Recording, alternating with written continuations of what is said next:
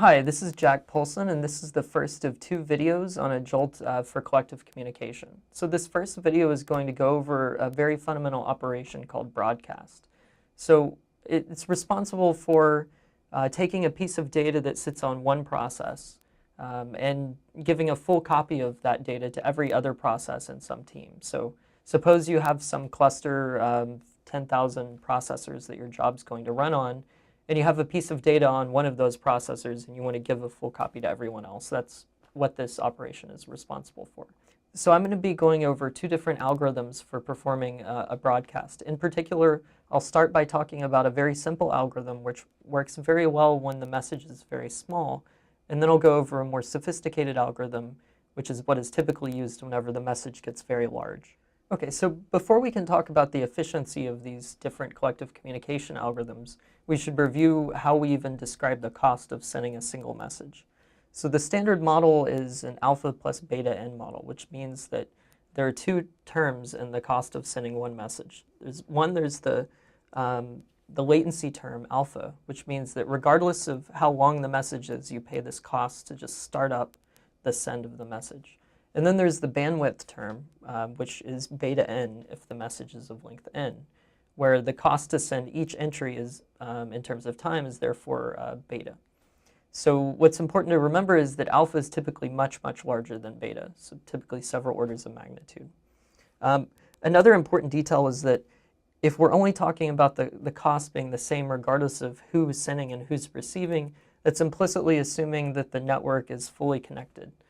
This isn't the case in practice. Typically, most clusters look like either a fat tree topology, which you can see a very schematic picture of here, which roughly means that the network is comprised of a set of switches that have larger and larger bandwidths as you go towards the top of the tree, hence the term fat tree. So this is what you'll typically see on a cluster at, say, the Texas Advanced Computing Center, whereas a machine like Blue Gene or the K computer in Japan tends to be a multi-dimensional torus. So it's not really important how we would change the algorithms to suit these architectures, but I think it's just important to note that this is what actual machines look like. But in practice, you can get away with analyzing algorithms just with this very, very simple cost model of alpha plus beta n. And in particular, the algorithms that I'm going to introduce for broadcast are actually what you'll see in an open source MPI implementation like MPitch. And in fact, they'll use the exact same cost model. Okay, so the simplest algorithm for broadcast is called a binomial tree algorithm. So in this case, what we're going to be talking about is what you would do if you had 8 processes.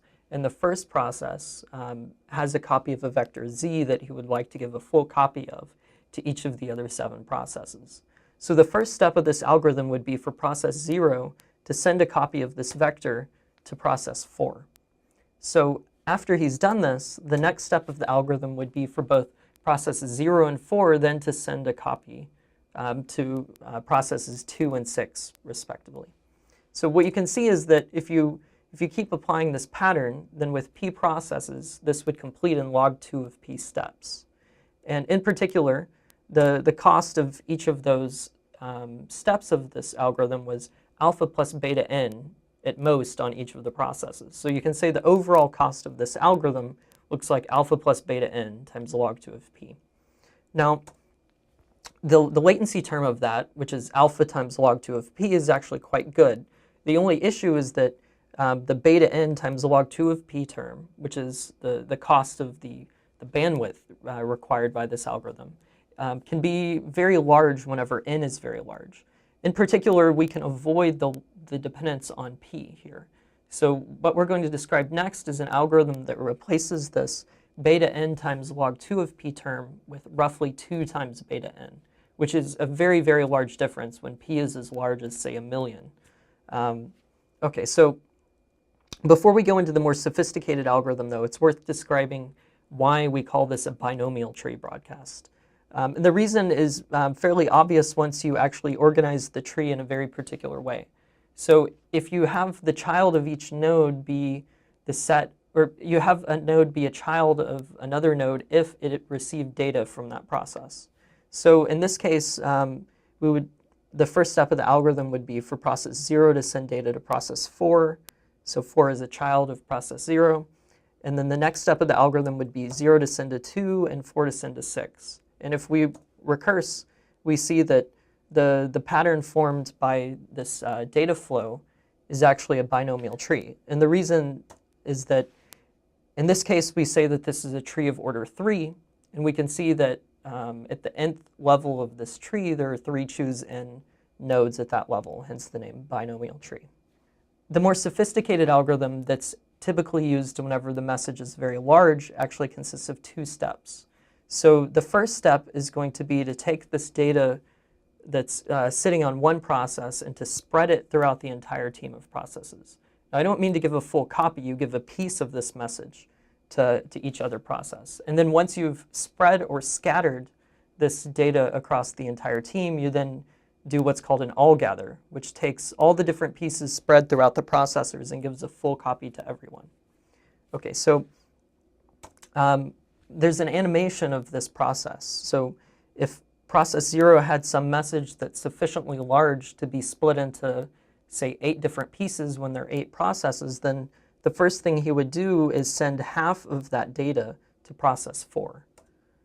So if you recurse on this process, where now process 0 would send the second half of its data to process 2, and process 4 would send the second half of its data to process 6, we see that if we recurse on this pattern, we've now given one piece of this data to each process. So what we just performed is called a binomial algorithm for scatter. So the next thing to do is to perform this all-gather operation that I discussed, which would take the scattered data and give every process a full copy.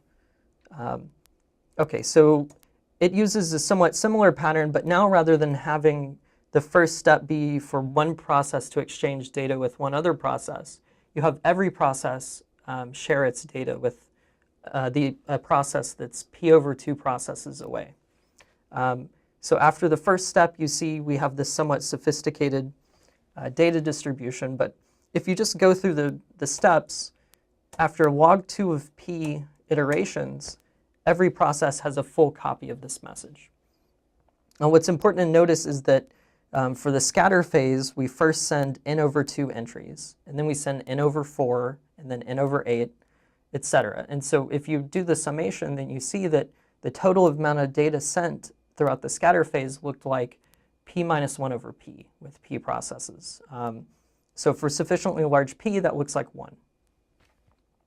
So what we see is that this more sophisticated algorithm had a total bandwidth cost of 2 times n times beta, whereas the original simple algorithm had a cost that looked like n times log 2 of p times beta. So what we've done is that we've traded a much lower bandwidth cost for a slightly larger latency cost. So since we performed 2 stages of log 2 of p messages, the latency cost of this scatter all gather algorithm is twice as large. So we only want to use it whenever we have a very large message. So if you want to call it MPI Broadcast, the prototype for the function looks like this. It's MPI Bcast, and then the first argument is a buffer that contains this data that you would like to give a full copy of to each process. And then the second argument is how many entries of data, and then there's what data type it is, followed by the rank of the process that owns the data originally, which is called the root process. And then the last argument is the communicator that you would like to perform this broadcast over. So really a communicator is just something that represents the team of processes that are interacting to perform this broadcast. Typically you can just use MPI COM-world for this. So as I said, it broadcasts n items of data of a particular type from a particular process with respect to the specified communicator. And what happens under the hood is typically that when the message is small, you use the binomial tree algorithm. And then when the message gets sufficiently large, they'll switch over to this scatter followed by all gather algorithm, which is often called the Van de Geyn or Fox algorithm. Okay, so this concludes the video on broadcast. The next video will be talking about reduce, which is essentially the same communication pattern as broadcast run in reverse. And we'll see that that's very useful for performing things like inner products and vector norms in parallel. Thanks.